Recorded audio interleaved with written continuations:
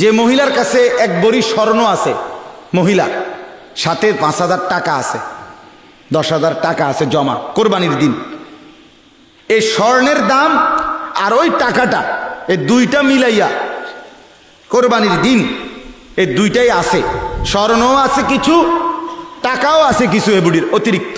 মহিলার টাকা অতিরিক্তই, মহিলা তো সংসারে খরচ করে না, খরচ করে তো কে? স্বামী, পুরুষ। কথা বোঝেন নাই?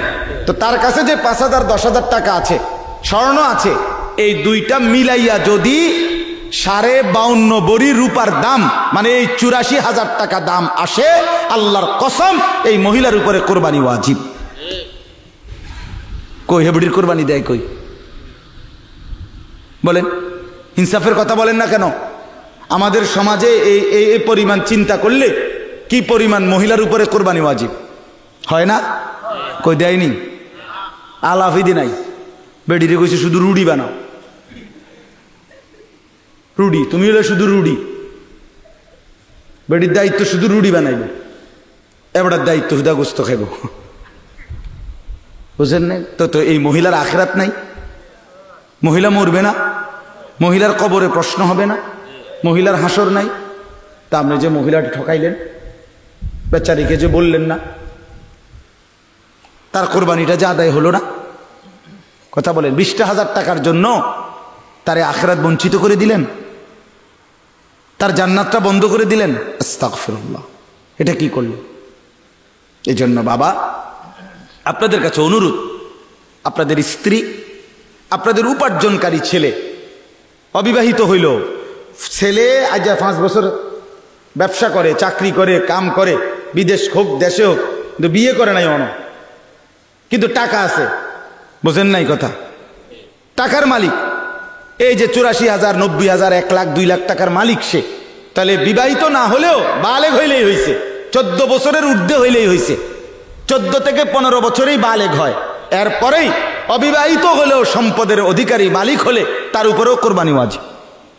বিয়ের কোরবানির জন্য বিয়ে করা শর্ত, যেন হাতে তো বিয়েই করে নাই, কিয়ের কোরবানি? আরে কিয়ের কোরবানি মানে এখন করবা, বিয়ে তুই বেটা পরে করিস, বেটা আগে কোরবানি দাও, তোমার উপরে কোরবানি আছে। ঠিক কিনা বলেন? বুঝছিলেন কিনা? হ্যাঁ, ছেলেদেরকেও বললাম, অনেক ছেলে আছে কোরবানি আছে, অনেক অনেক অনেক ছেলে পেলে, ইয়াং ছেলে, হে মনে করে আমি নমাজে ভরি না, মিয়া আপনি আছেন কোরবানি, এতে বালা কামে আমি নাই।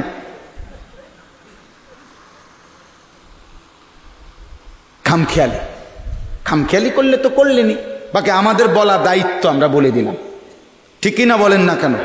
আমরা বল। অতএব আপনাদের কাছে অনুরোধ, আপনাদের স্ত্রী স্বর্ণ এবং টাকা, স্বর্ণ এবং রূপা, শুধু স্বর্ণ হইলে 7.5 বড়ি, যার কাছে কোনো রূপাও নাই টাকাও নাই, তাইলে 7.5 বড়ি স্বর্ণ।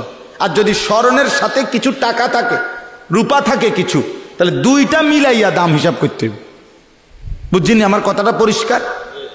যদি কোনো মহিলার কাছে শুধু কি আছে, স্বর্ণ আছে, 1 তোলা রূপাও নাই, জমা কোনো টাকাও নাই, তাইলে 7.5 বড়ি যদি স্বর্ণ হয়, তাইলে কোরবানি ওয়াজিব। আর 1 বছর হইলে জাকাত ওয়াজিব, আরে ফরজ।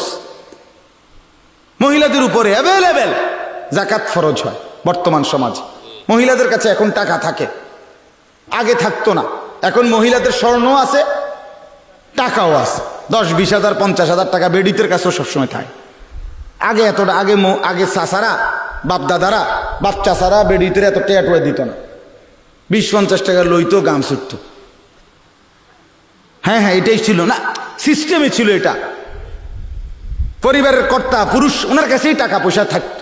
আমি, হ্যাঁ, আমার পুরা মনে আছে, আমার আব্বা রে দেখছি আমি, আমার বুঝ হওয়ার পরও আরেক দিকে ফিরে টেয়া গণিত, আমার মার দিকে ফিরে কোনোদিন আমি টেয়া গণিতে দেখছি। এটা আগে ছিল, এমন আগে এমন ছিল। কিন্তু এখন হইল ঘরের বউ, এবারে বউ, এবারই হইলো এটিএম বুথ, টেহা মেন থায়ে হেবড়ির দ্বারে, এবারে যদি কপালের জোরে দেয় কিছু, এবারে শুধু কামাই করতে জানে, কিন্তু এরপরে কোনো খরচা আর বেড়া জানে না। টাকাটা গুছাইয়া না দিলে আর কিছু চিনে না। হে মহিলাদের দমকে, হ্যাঁ তুমি একটা বদনাও কিনতে জানো না। আরে সুবহানাল্লাহ, হেবডি সব জানে, বাকি সব দায়িত্ব হলে এবার মহিলা। লোডাও কিনবে বেডি, বদনাও কিনবে বেটি, সব মহিলার হাতে তুলে দিস। হায় মুসলমান, হায় মুসলমান, হায় মুসলমান। নিজে পড়ে আছে ঘরে, বেটিরে ছেড়ে দিছে বাজারে। যাও বদনা তুমি চয়েস করো, বালতি তুমি কেনো, চামচ দাও তুমি। এটা সহেজের ব্যাপার। সহেজের কিতা দাও তো আপনার বাপদাদার জন্মে আপনার দাও দেখছেন না, তো এটা বেড়ি যাওয়ার কি দরকার? বালতির এবার কালার কিতা? আচ্ছা কর না, আমার দুঃখ লাগে হুজুর, আমি বুঝি বালতির এবার কি কালার? বালতি তো বালতি। বদনাও কি কালার লাগে এটার? যেটা বদনা একটা ওইলেই তৈছে না, বেড়ির একটা সহেজ আছে। আস্তাগফিরুল্লাহ, আস্তাগফির। হাসি দিয়ে উড়াই দিলেন না, নিজের হাতে নিজের স্ত্রী সন্তানকে, কন্যাকে বেপর্দা পর পুরুষের উপভোগের সামগ্রী হিসাবে ছেড়ে দিলেন। আপনি দেখতেছেন আপনার স্ত্রী, আপনার মেয়েটা 1 ঘন্টা লাগাইয়া পাউডার সুনু দিয়া টাইট ফিটিং কাপড় পরে 8-7 কাপড় পইরা বেরিয়ে যায়। আপনি বোঝেন না কোথায় যায়, কারে দেখাইতে যায়? আমনের কপালে তো কিছুই জোটে না। স্বামী বেচারার কপালে তো পুরান মিক্সি ছাড়া। হ্যাঁ হ্যাঁ, শরম থাকা উচিত মিয়া। আত্মসম্মান যার আছে মিয়া, আত্মমর্যাদা যার আছে, তার স্ত্রী বেপর্দা হইতে পারে না।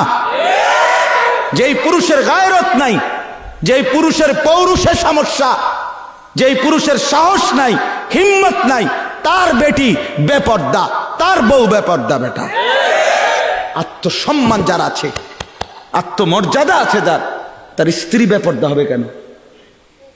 বেটি তোরে কি বিবাহ করে স্ত্রী হিসেবে আনছি, মানুষের বেটা দেখনের লেগে বেটা? লজ্জা শরম নাই যার। নিজেও অন্য বেটি দেখে, তো বেডিরও অন্য বেড়াই দেখে। আর কি তা মিল্লা জিল্লা হমান? হ্যাঁ হ্যাঁ, আর কি তা আমরা বুঝি না? আর কি কারণ নাই তো? আল্লাহ আমাদেরকে চরিত্র, আখলাক, হিম্মত দান করে। মুসলমানের হিম্মত চাই বাপ। তাইলে কোরবানি ওয়াজিব হয় যতজন পুরুষ, নারী, উপার্জনক্ষম ছেলে, সবার ফিকির করবেন। বলেন ইনশাআল্লাহ। কেন? এটা আল্লাহর নিদর্শন। আল্লাহ বলে কোরবানি এটা পুরাটা আমি আমার করে নেই।